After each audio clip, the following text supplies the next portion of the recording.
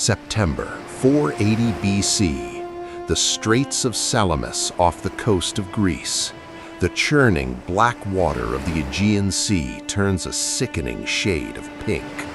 Below the waves, thousands of men in heavy armor are pulled into the suffocating depths, desperately clawing at the water as they drown. Above them, it is a claustrophobic nightmare of shattered oak and screaming flesh. Massive bronze rams smash through wooden hulls, splintering massive oars into deadly flying shrapnel that caves in the skulls of trapped rowers. This isn't just a naval battle, it is a mass drowning in a floating meat grinder. The sky over Greece is choked with black smoke. Athens, the jewel of the ancient world, is burning.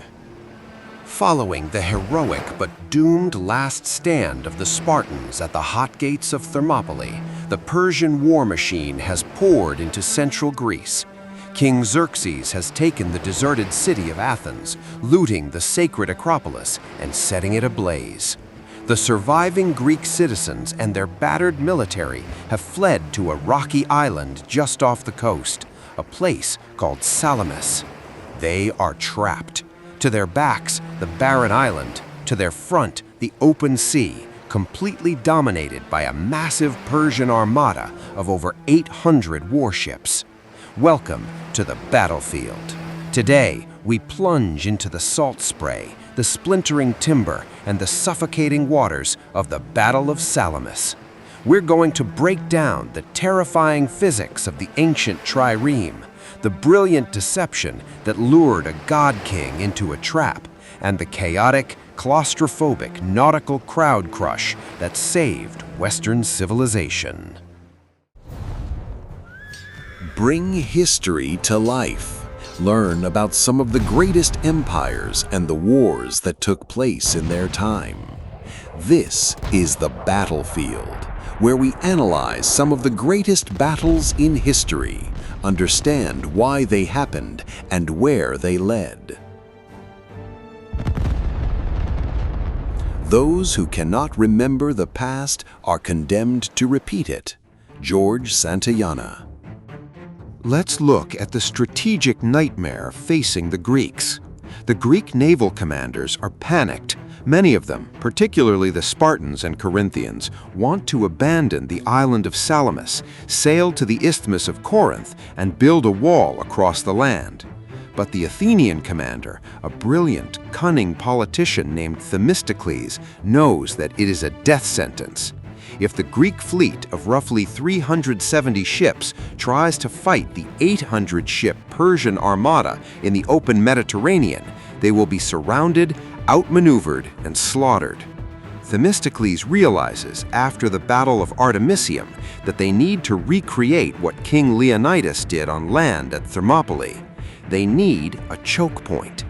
They need to force the massive Persian fleet to fight in a space so narrow that their overwhelming numbers become a fatal liability and where their heavier ships and infantry become an advantage. Artemisium was narrow, but not enough. He looks at the Straits of Salamis, a narrow channel of water between the island and the Greek mainland. It is perfect, but there is a problem. Xerxes has no reason to sail his massive fleet into such a dangerous bottleneck. So Themistocles decides to lay a trap. He uses the greatest weapon in warfare, misinformation. In the dead of night, Themistocles secretly sends his most trusted slave, a man named Sisinus, across the water to the Persian camp. Sisinus tells King Xerxes a lie.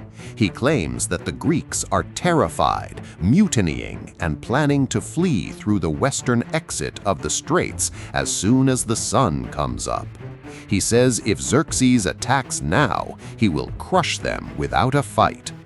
Xerxes, desperate for a decisive victory before the winter storms arrive, takes the bait hook, line, and sinker. He immediately orders his exhausted fleet, which had been at sea all day, to row out into the darkness and block the exits to the straits. They row all night, By dawn, they are perfectly positioned, exactly where Themistocles wants them. But before we look at the clash in the channel, we need to examine the massive floating weapons that are about to collide. It's time to open up the Armory. If you are still watching, consider subscribing to the channel and liking the video. It really helps. Naval warfare in the ancient world is not about cannons or sails. It is about human muscle and kinetic energy. Let's look at the Persian fleet. Xerxes' navy is a coalition relying heavily on the Phoenicians, the Egyptians, and the Ionians. Their ships are tall, light, and incredibly fast. They carry a large complement of lightly armored archers and marines on the top deck, similar to what was seen on land, like the Sparabara. Their primary tactic is to maneuver alongside an enemy, rain down arrows, board the ship, and fight a land battle at sea.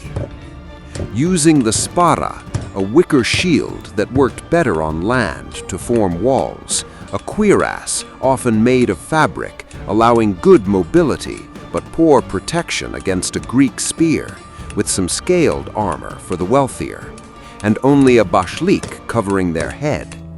They use the palta, a short spear measuring 6 feet or 1.8 meters long, the akinakis, a double-edged dagger sword, typically 12 to 46 inches or 30 to 46 centimeters long, both weapons being shorter than the Greek counterpart. And some troops carried the sagaris axe, a lightweight, single-handed axe with a pointed pick on the reverse side. While Persian ships are faster and lighter, they also have better trained crews, and maneuvering is their biggest strength. So a fight on the open sea is ideal for them and would allow them to use their numbers more effectively. Now, look at the Greeks. Their vessel of choice is the legendary trireme. It is a floating missile, measuring roughly 120 feet or 37 meters and barely 18 feet or 5.5 meters wide. Inside the claustrophobic, sweating belly of the ship sit 170 oarsmen stacked in 3 diagonal tiers.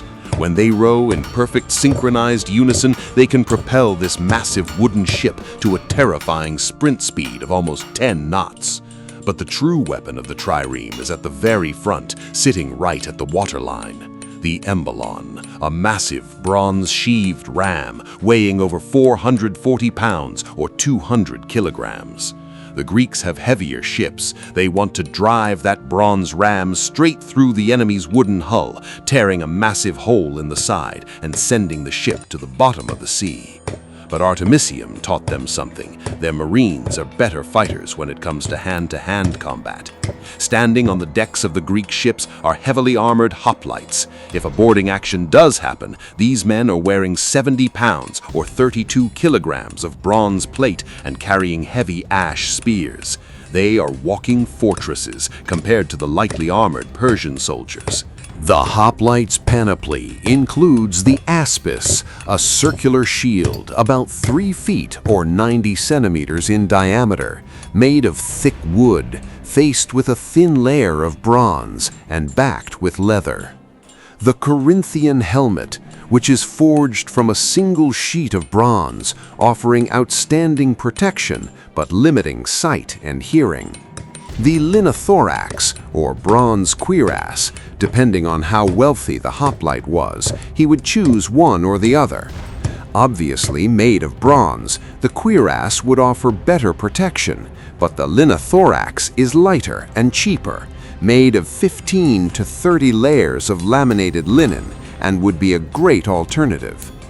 The nemedes, graves made of bronze, designed to protect the area of the legs that couldn't be fully covered with the aspis. The weapons of these human tanks are in perfect synergy with their armor and their fighting strategies.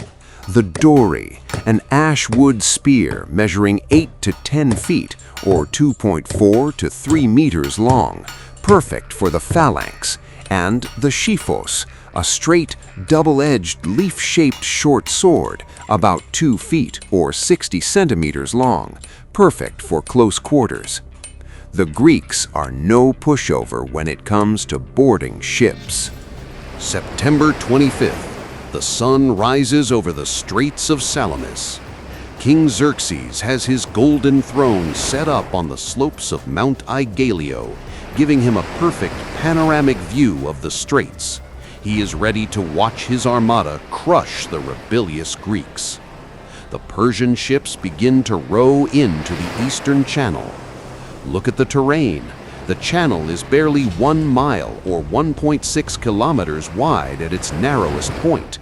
The Persian fleet is so massive that to fit into the straits, they have to break their wide sweeping formations and compress themselves into deep, tightly packed columns.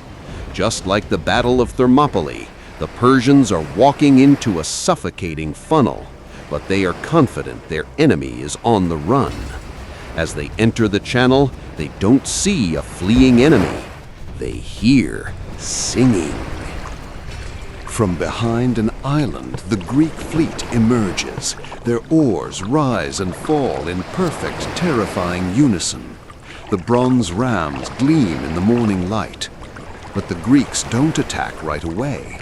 In a brilliant display of discipline, the Greek ships actually begin to backwater. They row backward, drawing the Persians deeper and deeper into the narrowest part of the bottleneck. Themistocles is waiting. He knows the local weather patterns. Every morning, a strong autumn sea breeze kicks up in the straits, churning the water into a heavy, rolling swell. Suddenly, the wind hits. The heavy, low-sitting Greek ships are stable in the rough water, but the taller, top-heavy Persian ships are caught by the crosswind. They begin to pitch and roll violently. Their oarsmen struggle to keep the ships straight. The Persian lines fall out of formation. Seeing the enemy staggering in the swell, a single Greek ship from Athens suddenly surges forward. The captain gives the order, "Ram!" The collision is cataclysmic. The Greek ram buries itself deep into the side of a Phoenician ship. The Greek oarsmen immediately reverse their stroke, violently pulling the bronze ram out, leaving a gaping, gushing hole in the enemy hull. The Phoenician ship begins to sink almost instantly. The entire Greek line surges forward. The slaughter begins. Imagine the sheer claustrophobic terror of this battlefield. Triremes are fragile. When a Greek ship drives alongside a Persian ship at a tight angle, they perform a maneuver called the diekplus. The Greeks pull their oars inside the hull at the very last second, gliding past the enemy ship and completely shearing off the Persian oars. Inside the belly of the Persian ship, the wooden oars snap violently backward. The thick wooden handles become deadly projectiles, smashing the skulls and ribs of the rowers trapped below deck. The ship is instantly paralyzed, dead in the water. When ships become hopelessly entangled, the heavy Greek hoplites leap across the gap. The lightly armored Persian marines are no match for the bronze-clad Greeks in close-quarters combat on a slippery, rocking wooden deck. The hoplites use their shield-push tactics to literally shove the Persian soldiers off the side of the ships and into the churning sea. And this leads to one of the most horrific realities of the battle. The Greeks, living on the Aegean coast, know how to swim. If a Greek ship sinks, the men swim to the nearby shore of Salamis. But the massive Persian coalition army is made up mostly of inland conscripts. The vast majority of them cannot swim.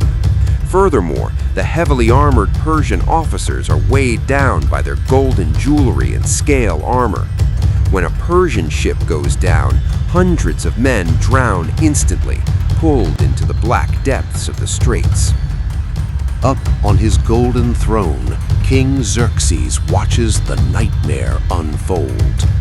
Because the straits are so narrow, the Persian ships in the rear cannot see what is happening at the front. Eager to impress their king, the rear ships push forward, rowing blindly into the channel. They crash directly into their own retreating front line. The Persian armada is now hopelessly tangled in a massive floating traffic jam. Ships are ramming each other, oars are snapping. The Greeks don't even have to hunt them. They simply row along the edges of the tangled mass, methodically ramming and sinking the paralyzed Persian vessels like fish in a barrel. In the chaos, the Persian queen commander Artemisia of Halicarnassus finds herself trapped. A Greek ship is bearing down on her. In a ruthless display of self-preservation, she orders her oarsmen to ram a ship directly in front of her to clear a path. The ship she rams belongs to her own Persian allies. She sinks it with all hands on board, fooling the Greeks into thinking she is on their side, allowing her to escape. Watching from the cliff, Xerxes, believing she had just sunk a Greek ship, famously mutters in despair, "My men have become women, and my women have become men." By late afternoon, the waters of the straits are unrecognizable. The historian Herodotus writes that the sea was so choked with floating corpses and the shattered wreckage of hundreds of ships that the water itself could not be seen. The beaches of Salamis are painted red, littered with the bodies of the Persian elite. The Greeks have lost roughly 40 ships. The Persian Empire has lost an estimated 200 to 300 ships and tens of thousands of men. The armada is completely broken. The survivors desperately turn their surviving vessels around and flee back out to the open Aegean Sea. Up on Mount Aegaleo, Xerxes is terrified. He suddenly realizes the horrific strategic reality of his situation. His massive land army is still in Greece, but without his navy to protect his supply lines, his men will starve. Worse still, if the victorious Greek fleet sails north and destroys his pontoon bridges at the Hellespont, Xerxes himself will be trapped in Europe. Fearing for his own life, the King of Kings of the Persian Empire rips his royal robes. He leaves a fraction of his army behind in Greece and orders the rest to retreat all the way back to Asia. The immediate threat of annihilation has passed. The Battle of Salamis is widely considered one of the most important battles in human history. Thermopylae bought the Greeks time. Marathon gave them hope. Artemisium gave them confidence, but it was here, in the suffocating, bloody waters of Salamis, that the Persian invasion was definitively broken. Had the Greeks lost their fleet that day, the Persians would have conquered the entire Greek peninsula. The radical new concept of democracy, the philosophies of Socrates and Plato, the theater, the architecture, all of it would have been extinguished before it ever truly began.